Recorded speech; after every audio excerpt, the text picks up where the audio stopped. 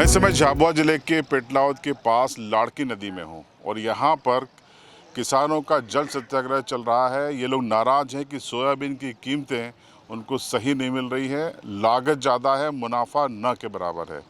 तो जल सत्याग्रह पर ये लोग बैठे हैं, भारतीय किसान यूनियन के बैनर तले बैठे हैं और हम इनसे जानेंगे कि आखिर इनके मुद्दे क्या हैं, किस चीज़ पर इनकी नाराज़गी है। और लगातार नाराज़गी देश प्रदेश में देखने को मिलती रही है और मिल रही है। तो जानते हैं, शुरुआत करते हैं। महेंद्र भाई, क्यों आखिर आप लोग ये जल सत्याग्रह कर रहे हैं? हमारी मांगे सरकार सुनने को तैयार नहीं है। जब 400 पार हमने दिया है तो हमारा इनाम भी हमें चाहिए। अब सरकार मतलब लोकतांत्रिक देश है, हमने वोट किया है, हमने आपको वोट किया तो आपकी 29 की 29 सीटें आई है, फिर भी आप हमारी मांगे नहीं सुन रहे हो। मतलब एक कैसा न्याय है? आपकी मांग क्या है? सोयाबीन के दाम कितने चाहिए? 6000 पार और गेहूँ 3000 पार, और फसल बीमा मिलना चाहिए। फसल बीमा से वंचित है हमारा क्षेत्र। तो अगर आप किस बात, अब जैसे आप बैठ गए नदी में जल सत्याग्रह करने, तो कब तक का आप अल्टीमेटम सरकार को दे रहे हैं? सर अनिश्चितकालीन है, चाहे मैं मर भी गया तो कोई गम नहीं है इसमें। किसानों के लिए मरूंगा, एक शहीद होऊंगा, पर मैं उठने वाला हूँ नहीं। हमारी बात सुन ले सरकार और कान तक पहुँचिए, अपनी कलम तक सरकार पहुँचाए, नहीं तो मैं हिलने वाला नहीं हूँ। क्या मांग है आपकी? आप भी एक किसान हैं। आज हम किसानों के फसलों का उचित दाम को लेकर पेटलावद की लाड़की नदी में जल सत्याग्रह में बैठे हैं। हमारी मुख्य मांग है, हमारे किसान भाइयों के फसलों का उचित दाम मिलना चाहिए। हमको सोयाबीन के 6000 पार और गेहूं के 3000 पार और कपास के 10,000 पार हमको हमारा दाम मिलना चाहिए।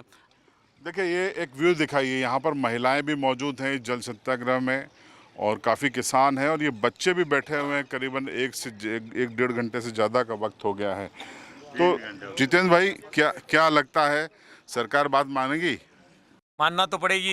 हमको लगता है कि हमने गलती कर दी है। मध्य प्रदेश से एक कृषि मंत्री दिए हैं जो हमारे मुख्यमंत्री थे, यहाँ से हमने कैबिनेट मंत्री दिए हैं जो विधायक भी है हमारी, उसके बावजूद भी हमारी सुनवाई नहीं होती है। तो ये तो बहुत बड़ा अत्याचार है। मतलब एक ऐसा कह सकते हैं, हमने वोट दिया उसके बाद में तानाशाही सहन कर रहे हैं हम। सरकार कह रही है एमएसपी तो दी है। एमएसपी वो अधिकारी जो एसी में बैठ के उनको बताता है इतनी लागत लगती है, वो एमएसपी तैयार करेगा हमारी? उसको क्या मालूम? वो पढ़ाई लिखाई करके आ रहा है, उसको तो किताबी ज्ञान है, जमीन का ज्ञान थोड़ी ना है। अगर सरकार को एमएसपी अगर तय करना है तो किसानों से पूछे ना कि एमएसपी किस हिसाब से तय होती है, लागत क्या होती है, कितना इसमें मेहनत लगती है, कितना खर्चा लगता है। उसके बाद में लागत किसको मतलब मुनाफा किसको बोलते हैं? लागत का 2 गुना, जितना हमारा लग रहा उससे 2 गुना हमको मिलना चाहिए, वो मिल नहीं रहा है। देखिए, काफ़ी नाराज़गी है लोगों में। बताइए, क्या मांग है?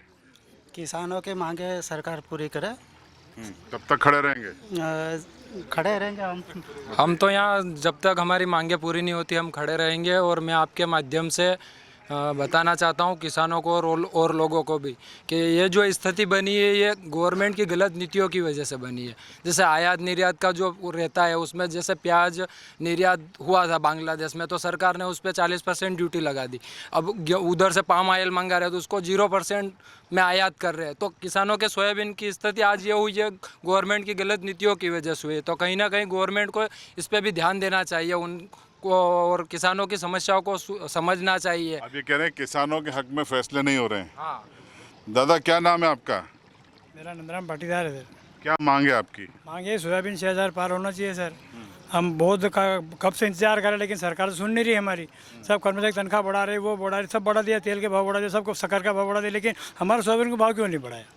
तो हम यही मांग करें कि हमारा सोयाबीन का भाव 6000 पार कर दे, गेहूँ 3000 पार कर दे, हमको कोई उनसे तकलीफ नहीं है। आपको लगता है सरकार करेगी? नहीं करेगी सर। मैं राकेश पाटीदार।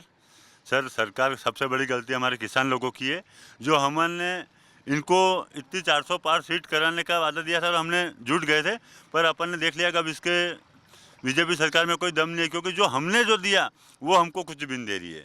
जो किसान जो देते हैं उसने हमको कुछ भी नहीं दिया। अगर आज ये हमारी मांगे पूरी कर ले तो हम लिख के देते हैं कि अगर ये जहाँ तक किसान रहेंगे वहाँ तक ये राज करेगी। जहाँ अगर इसने ये मांगे पूरी नहीं की तो अगले क्षेत्र में इसकी उखाड़ के फेंक देंगे किसान लोग। 80% किसान है।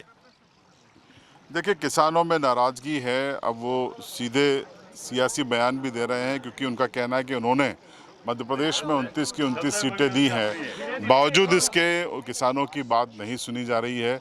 उनको नुकसान हो रहा है, लागत नहीं निकल रही है मौजूदा दामों पर, इसलिए सोयाबीन के दाम 6,000 से 8,000 और गेहूं के दाम 3,000 किए जाए। तरीके से यहाँ बच्चे, बुजुर्ग और युवा तमाम किसान बैठे हैं, उससे लगता नहीं इनके मूड को देखकर कि ये जल्दी मानने वाले हैं।